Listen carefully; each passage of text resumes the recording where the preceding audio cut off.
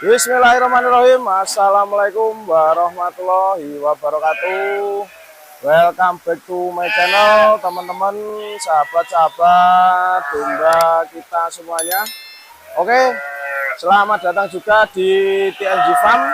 Kali ini kita akan bahas lagi ya teman-teman untuk seri yang ketiga dengan judul skala usaha domba dan resikonya. Kita sudah ketemu sama Bapak Eko Utomo. Selamat siang menjelang sore Pak Eko. Selamat sore Mas. Siap. Selamat sore sahabat-sahabat domba kita. Siap. Gimana kabarnya ini Pak Eko? Baik, sehat. Alhamdulillah sehat Pak Eko. Oke Pak Eko, kita kembali ke seri ketiga Pak Eko untuk pembahasan skala usaha dan resikonya Pak Eko. Dari judul besar ya. Ya, Bersama domba modern ala TNG Farm. Dan latihan Ini seri ketiga ini berbicara tentang skala usaha. Oke. Jadi kita yang dinamakan skala. Ya.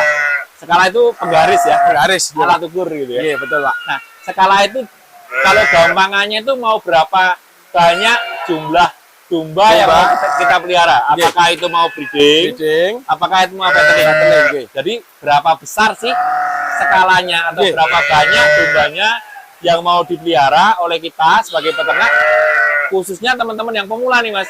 Mau berapa banyak gitu. Nah, pertanyaan itu akan saya jawab dengan pertanyaan juga. Pak. Pertanyaan yang paling penting adalah kemampuan Anda itu berapa? Nah, Itu dulu. Kemampuan itu berapa dan kesiapan teman-teman menanggung resiko itu seberapa besar? ya. Maksudnya apa? Loh, jika kemampuan kita hanya pelihara misalnya 5 ekor, kan nggak mungkin teman-teman pelihara 50 ekor. Kacar ya Pak, apalagi buat pemula. Nah, repot Pinjem uang dari bank, bukan duit kita kan? Belum punya ilmu, pengetahuan, belum mumpuni ya sebagai peternak, terus mati kabeh, bubar. Itu resiko ya Pak? Resiko, karena apa? Tadi kemampuan kita itu berapa besar. Jadi kalau teman-teman mau beternak, mulai dari kemampuan Anda, jangan dipaksakan. Jadi satu hal yang terjadi atau yang harus kita pahami ya, namanya beternak domba, itu sebenarnya menurut saya ya, relatif mudah. Tetapi jangan digampangke. Itu gampang, tapi ojo digampangke ya Pak ya, kalau orang Jawa bilang. Ya, pasti akan lebih mudah daripada misalnya kita usaha misalnya pabrik sepeda motor. Betul. Tetapi ya jangan digampangke karena ada banyak pengetahuan yang harus kita kuasai. Misalnya kita berbicara tentang breeding domba ya.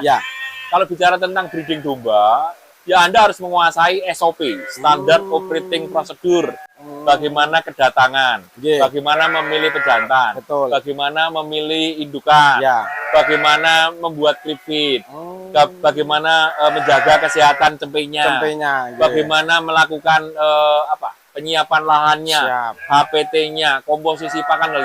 Itu ada kompetensi-kompetensi kalian yang harus kita miliki. Kalau kemudian pemula, nol besar ilmunya gitu ya, langsung 50 ekor, langsung 100 ekor. Terus tiba-tiba langsung rugi. Ya itu kan namanya ngawur. Ya. Jadi ada proses yang namanya learning curve. Ini apa Pak? Learning curve itu kurva pembelajaran. Jadi kalau kita belum cukup kompeten, tentu aja mulai dari kecil. Ya. Apalagi kalau modalnya kecil. Tapi kalau modalnya besar gimana Mas? Ya. Bebas milih ya Pak? Bukan bebas milih. Coba Mas Aka tanya saya. Dulu pertama kali breeding domba, saya mulai dari berapa ekor? Mulai berapa ekor Pak untuk TNG Farm dulu Pak itu Pak? TNG Farm dulu tuh mulai 150 ekor. Langsung 150 ya Pak? 75 ekor kambing, 75 ekor domba. Terus tanya Mas, yang terjadi di tahun pertama? Pripun Pak? Mati 50. Mati 50. Itu yang kambing apa domba Pak? Dua-duanya. Dua-duanya ya Pak ya? Nah jadi gini, teman-teman. Waktu itu saya mulai langsung 150. Pertama, saya ada modal yang sudah saya siapkan. Betul. Kedua, saya memang sudah siap dengan resikonya. Karena apa? Kalau saya pelihara dari kecil, dari sedikit skalanya, yang terjadi ilmunya itu kurang cepat ya Pak belajarnya. Tapi konsekuensinya, kemungkinan tadi kematian dan kerugian juga besar. Contoh nih, Nggih. bahwa yang namanya domba sungsang itu sekitar 10 sampai dengan 20% Nggih. dari kelahiran. Dari kelahiran ya, Pak. Misalnya ya. Nggih. Loh, kalau saya pelihara cuma 5 ekor, Nggih. kemungkinan nggak ada yang sungsang, Mas.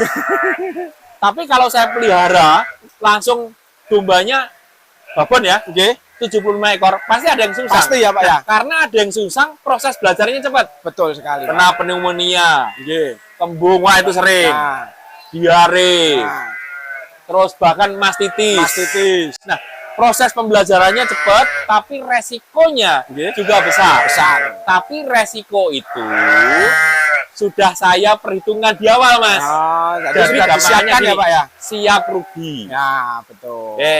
Nah, yang harus hati-hati lagi teman-teman, kalau bicara tentang skala. Pak Eko, saya mau pelihara 20 ekor. Nggih. Karena saya sudah bikin kandang, Nggih. saya ada, bahkan saya sudah siap lahan pakan, Nggih. saya sudah siap untuk beli domba-dombanya. Ya, Oke. betul. Nah, teman-teman harus perhatikan bahwa yang namanya usaha domba, Nggih. khususnya breeding, itu bukan seperti kita jualan barang kelontong atau jualan bubur ya. Nggih. Malamnya bikin, pagi Paginya jualan, siapkan dapat duit. laku ya, Pak ya. Iya. Untuk breeding itu, saya berikan ancer-ancer. Nggih, pripun, Pak? Tips-tipsnya, Pak. Teman-teman. Nggih. Harus ada cadangan, apalagi khususnya yang full timer ya. Nggih, yang Full timer tidak punya fokus hanya breeding domba. Ya. Tidak punya pendapatan yang lain-lain dari yang hasil lain.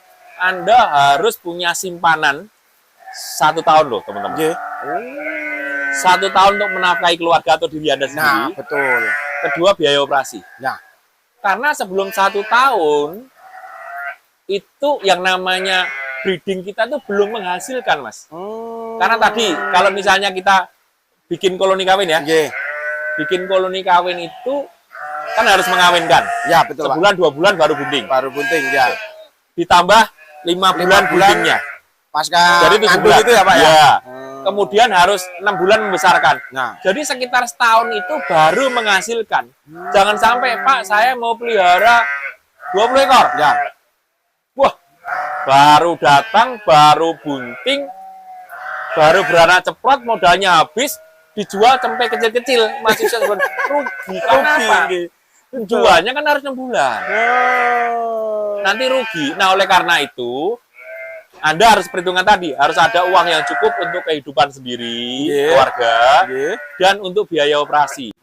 Nah, kalau misalnya tadi, hitungannya, Pak, saya siap untuk 20 ekor. 20 ekor. Lebih baik mulai dengan 10 dulu, atau lebih sedikit daripada itu, supaya apa? Ada biaya operasi yang kita siapkan, dan juga untuk kebutuhan sehari-hari. Nah, dan memperkecil resiko ya, Pak ya. Iya, kecuali tadi ya, Nggih. kalau modal kita cukup, kita bisa mulai dengan banyak, Nggih. walaupun siap dengan resiko yang Resiko muncul. yang benar. Jadi kalau bicara tentang skala, Nggih. mau skala berapa? Boleh, pelihara 1 boleh, biaya pelihara 1.000 juga boleh. Boleh. Langsung nih, Langsung. buat pemula. Kok emang pernah ketemu yang pelihara langsung 1.000? Ada. Ada lagi.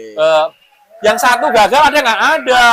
Yang 1.000 gagal nggak? Ada. Jadi tadi konteksnya teman-teman adalah sesuai dengan kemampuan Anda, jangan di luar kemampuan. Jadi saran saya nih, kan sering muncul nih di grup-grup di YouTube. Nggih, pripun, Pak? Kalau saya beternak domba, saya kalau mengambil kredit dari bank Bang, misalnya, ya itu, Pak. itu bagus atau tidak? Itu jawabannya sederhana. Pripun, Pak? Anda mampu nggak beternak Nah. dengan baik dan benar? Betul. Karena apa? Pada saat Anda pinjem kur misalnya, Nah. atau apapun itu ada biaya bunga yang harus dibayarkan. Betul. Belum membayar diri kita sendiri kan? Siap. Jadi kalau kita belum yakin bahwa kita beternak baik dan benar, bisa menjual, menghasilkan keuntungan, udah skalanya skala yang kita mampu aja. Mau 20 boleh, mau Sesuai 30 modal boleh. yang ada ya, Pak ya? Wah, jangan Pak, saya malah mau bisa 100 ekor. Nah, ambil kur lah, belum mampu kok. Nah, Nanti tadi betul. kalau duit sendiri, kalau rugian duit sendiri, Mas. Nah, betul, Pak. Kalau duit utang nanti dikejar-kejar debt collector. Nah, dan setiap bulan harus bayar ya, Pak. Harus buat dikejar-kejar sampai pusing loh. Waduh, nanti barang dijual semua kecuali kolor, bahaya. Nah. Itu untuk resikonya ya, Pak ya. Nah, kira-kira menjawab nggak Mas ya? Nggih. Skalanya berapa? Jadi skala itu tergantung kita, harus kita perhitungkan dengan baik dan benar, Nggih. yang cocok dengan jangan cuma ini. Pak, saya sih mampu, Pak. Pelihara 500 ekor. Tapi kok saya kalau pelihara 500 ekor, saya kok mumet, pusing, stres.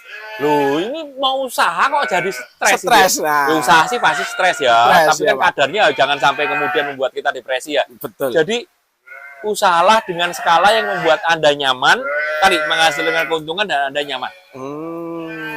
Dengan resiko yang siap kita tanggung. Siap. Gitu Mas ya. Berarti untuk penjelasan resiko dan Skala usaha. itu tadi ya Pak ya. Betul. Nah, ini teman-teman untuk yang mau beternak domba itu tadi untuk sesi ketiga pembahasan skala dan resiko beternak domba dan kambing ya Pak Eko ya. Yes. Oke, terima kasih Pak Eko atas waktunya. Semoga bermanfaat untuk kita semua dan para peternak-peternak yang ada di luar sana, khususnya untuk sahabat-sahabat domba kita Pak Eko. Yes, salam sukses buat Anda semua ya. Siap. Hujan-hujan tetap semangat. Siap. Oke, itu dulu ya teman-teman ya untuk review atau untuk pembahasan sesi ketiga bersama Pak Eko di TNG Farm Klaten. Tetap nantikan update-update video terbaru dan sesi-sesi berikutnya masih bersama Pak Eko Utomo di TNG Farm. Salam ternak, salam sehat, salam sejahtera hanya di domba kita. Assalamualaikum warahmatullahi wabarakatuh. Terima kasih.